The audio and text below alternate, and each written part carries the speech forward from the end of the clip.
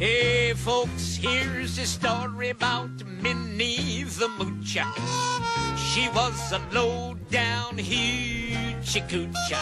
Who could mistake the music of the Blues Brothers? The story of Jake and Elwood Blues as their endeavour to raise $5,000 for their childhood parish by putting their old band back together all over again and taking their show on the road.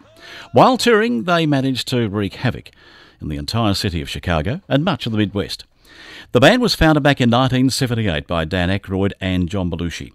Since the release of the movie back in 1980, it's developed quite a cult following right around the world and certainly very, very much here in Melbourne. We've had regular gatherings of the Blues Brothers. They screen the movies over and over and over again here in Melbourne, and it's one of those things that has never ever died. Now 30 years on, and we have the official Blues Brothers review, and fans are set to have a nostalgic rock and roll ride with these guys all over again.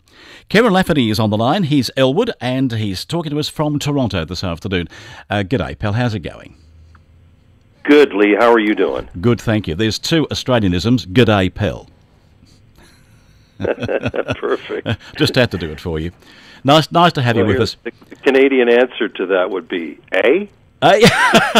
Oh, so you say the A's like we do too. Okay. All right. That's right. It must have been a thrill for you to be chosen as Elwood. Tell me about it. Yeah, it was a great opportunity and certainly a great honor. We'd been working in Las Vegas doing this show at the Imperial Palace, and we got a call from the Belushi estate and Aykroyd people if we'd like to go up and audition for a show in Chicago. And we said absolutely. We were, at that point, I think, pretty bored of the whole Vegas thing. So, yeah, adventure. Now, there were some 200 Blues Brothers teams auditioning, weren't there? There was a lot. They hadn't found anybody, and I think they were, feeling like down to the wire. And we'd done actually a documentary, or the A&E channel had done a documentary about us working in Vegas, and they happened to see it on TV, and that's why they called us. So we were definitely glad to take the call and go to the audition. We got in the car, we drove about 600 miles, rehearsing the script on our way there, and we got there sort of tired, disheveled, coffee breath, and then they pan-fried us for a good 3 hours. So really? It was quite a ride. Gee. Yeah. No rest in between time. Straight in, off and do it. Yeah, pretty much. Yeah. Now, it was Judith Belushi and, of course, Dan who made that decision, and they've now endorsed what you're doing. Is that right? Well, we work for them under their production company, Blues Brothers Approved Ventures. So our show is produced by Dan and Judy, and it's under their umbrella. So the show is basically a homage to Jake and Elwood, as you would have seen them. Of course, Dan and Jim Belushi go out all the time, and that's a whole other show. So this one is really to pay homage to the original Jake and Elwood, as you would have seen them on Saturday Night Live, and their live tours opening up for Steve Miller, and so that's really what this show is dedicated to. Kieron, what's made it so popular? What's made the Blues Brothers what they are today? Oh, I think it's their attitude. You know, they're kind of like damn the torpedoes, full speed ahead, and whether that's through a shopping mall, that's the way you're going to go. It's that kind of Robin Hood meets these dangerous dudes who can really sing well. So it's this combination. I think Dan Aykroyd put it very well when he said that Jake and Elwood were sociopaths with a heart of gold. Yes, so sums it up. Nailed it pretty well. I think it sums it up pretty well indeed, yeah. Kieron, when did you first... I think people love that. I think so. Sorry. My word. When did you first come across the Blues Brothers? Well, I saw the movie, and I was a fan of SNL, and I was a fan of Dan and John, of course, great comedians and all those famous skits. And I saw the movie, and I think what was interesting to me was it was kind of like a new genre. So you had action, music, and comedy mixed together. So those three things, that was a kind of a unique fry-up of things. I think what also made me laugh is that, you know, these are road stories, and the things that happen to them are you know, actually based on real road stories. So as a musician, you go, oh, this is perfect. You know, this is just the truth, tweaked a little bit for cinematic appreciation. But I think that really resonated with me. You heard me say in the intro, Kieron, that it's become quite a cult over the years, a cult following. In Melbourne here, we regularly play the movies, and there's gatherings of Blues Brothers fans. How did the cult come about, do you think? Well, you know, it was a slow burn, the success of this movie. It came out to, I think, not great receipts the first few weeks, but it's just continued to grow since then. So it's now a classic. And for a movie that was that much of a rebellious statement, it's now a classic. You know, so it just has this appeal to people that maybe didn't get it right away. I think their humor and their shtick is more of a slow burn for people, but no less influential. Well, I think with your trip down to Oz, it's certainly going to light the flames all over again. We recently had in Melbourne here a couple of weeks ago the Legions in concert. Now, you were part of that group, weren't you, in Vegas at one stage? Well, yeah, you're right. We did work for them for a while. I think that's probably one of the oldest continually running shows in Las Vegas, actually. They're very good at what they do. Very good. They are excellent, yeah. So was that a big jumping for you? You know, that was a springboard?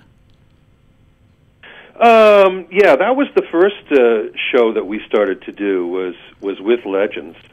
And we did, they have several theaters in the States, usually in casinos. So, yeah, we started with them, and then we moved to a couple of different other shows in the Las Vegas area, and then, of course, up to Chicago to work with Dan and Judy. Now, our very first shows were with Legends, yes. Now, your other part in all this is Wayne Catania. How did you two meet? Well, we met primarily because the keyboard player in the show was a friend of mine. Right. Told me that the Elwood had quit, and I should go and audition for the part. I think at the time, you know, that wasn't really what was on my mind. But having said that, I went and saw the show, and actually that was the Legend show. I was very impressed with it, and it was no lip syncing. It was really very much musical theater. You know, you couldn't, you know, you had to play your own instruments if that's what your character did, and you had to sing it, sound like these people, and really give the, you know, really carry on the essence of these great artists. So I was impressed with the group that they had going and the way they were running that show. And to me, I think it was a challenge to do this character, whom is just you know, fabulously wacky dude.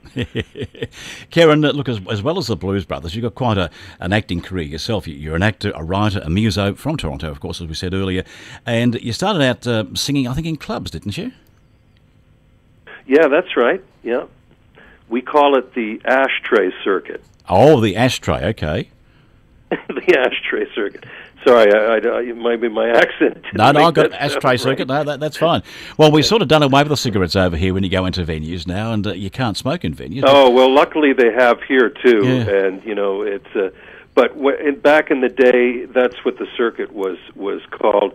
And, you know, those are clubs and pubs that you have to cut your teeth in, yes. And anywhere from, you know, Ottawa all the way to Montreal or down to Buffalo. That's really the circuit that people play up here. And, you know, there's some great players coming out of Toronto.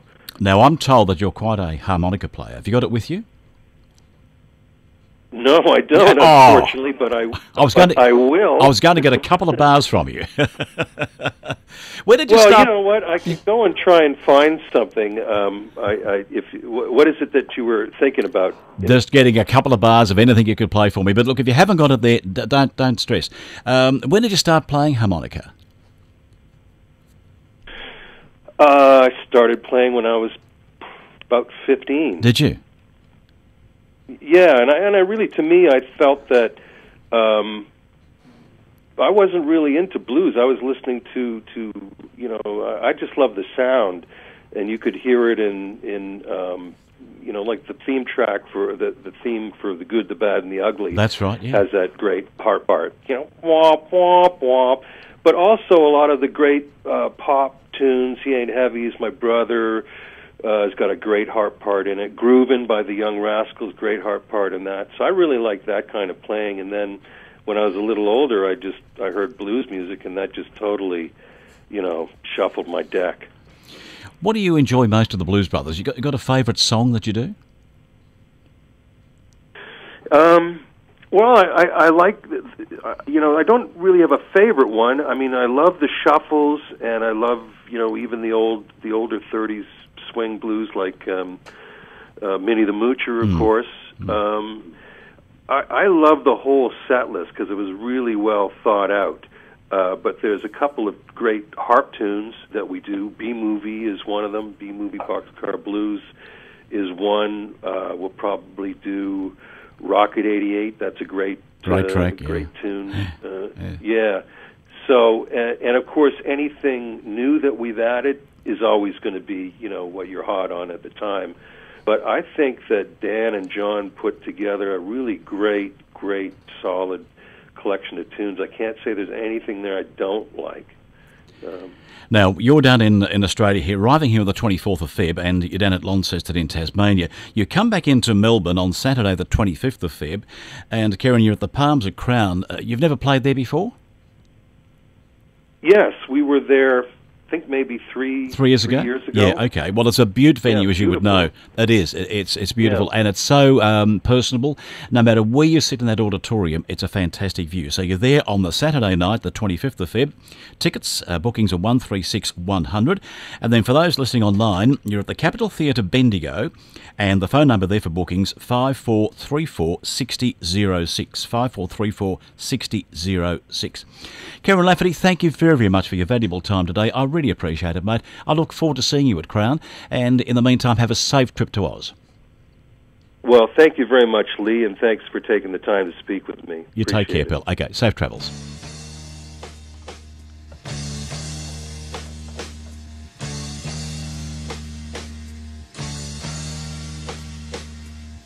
Walked through a party in a county jail. Prison man was there and it began to wail. The band was jumping and the joint began to swing. You should have heard this knocked out jailbird sing. Let's rock. Everybody, let's rock. Everybody on the old cell block was dancing to the jailhouse rock. Spotty Murphy played the tenor saxophone. Little Joe was blowing on the slide trombone. The drummer boy from Elwood on crash boom bang. The whole rhythm section was a purple gang. Let's rock.